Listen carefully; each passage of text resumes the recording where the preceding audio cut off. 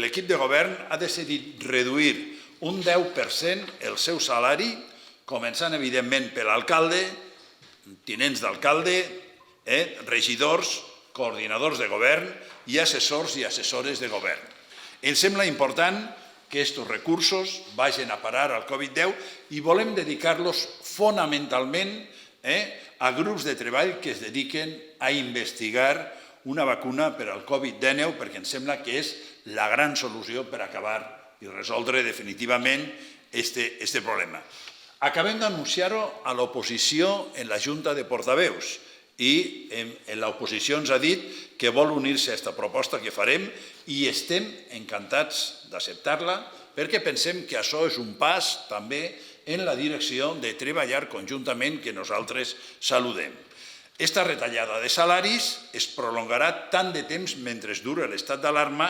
i començarem a aplicar-la en la nòmina d'aquest mes.